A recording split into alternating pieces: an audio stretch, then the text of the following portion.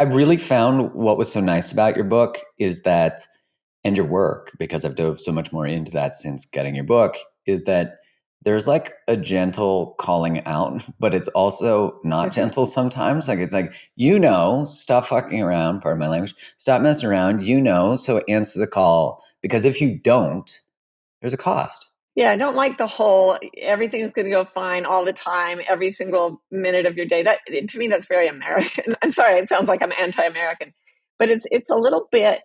It's a place of privilege. It really speaks to not grappling with the world the way it really is. And let me tell you, I have never met a person, rich or poor, who did not have a tough row to hoe. It's just a difficult planet, but I figure that's why we're here. And your journey is just so incredible because no one can say that you didn't have to crawl through the real tearing away of who you're taught to be to allow yourself to become. And maybe you could speak a bit to sort of the origin story of your expansion, because you didn't start out teaching this stuff. No, Yeah, no, so no, maybe you could no. share a bit of your journey with everybody. Yeah. So I was born into a life world religion, Mormonism, and it was my family was in the heart of Mormon country, and my father was an important person in the church. And that, when I say life world, that means a religion that fills your entire brain. It's not just about going to church on Sunday. It's about you're told to control every thought.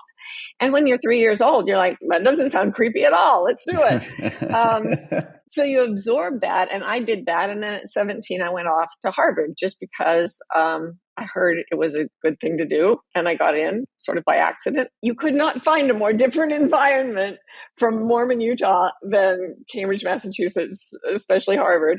And I always make my friends like drink a shot whenever I say I went to Harvard. Immediately, I started confronting a lot of information that made my home religion look bad. So I just thought, oh, that's fine. I'll be Mormon in Utah and an atheist in Cambridge. No problem. Because I didn't understand that integrity means to be whole, one thing, intact. And when you split yourself, you're in duplicity. Mm-hmm. I was just going along to get along. I was a teenager. So then stayed at Harvard for master's, then got a doctorate, and I got married and had a daughter during that time. And then my second child, a son, was diagnosed with Down syndrome when I was just about 6 months pregnant. I was only 25. It was a real shock. And all of the doctors at the Harvard University Health Clinic said I really needed to terminate the pregnancy very late. And I am pro-choice, but I'd already bonded with the baby. Mm-hmm. And that was just not an option for me.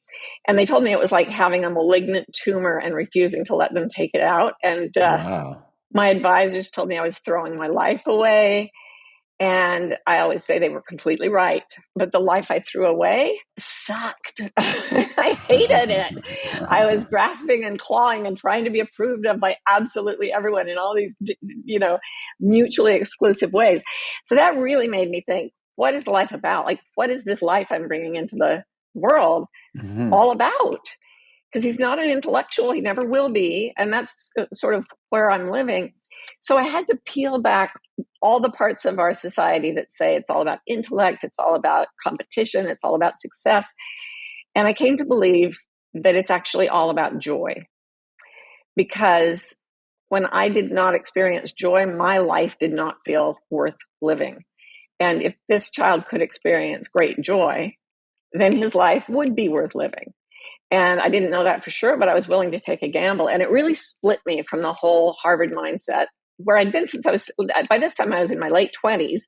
I'd been there almost half my life. So yeah, then I moved back to Utah thinking they'll agree with me. And they did. They firmly agreed with my decision not to terminate that pregnancy, but they also lived a belief system that I tried to join in and found completely unlivable. It was toxic to me, actually. So I ended up doing the one thing a Mormon can do that is actually worse than murder in the eyes of all my family, all my relatives, all my friends before the age of 17.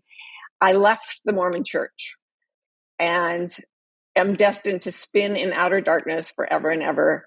If the Mormons are right, we don't know yet. But I will say I've been much happier since then.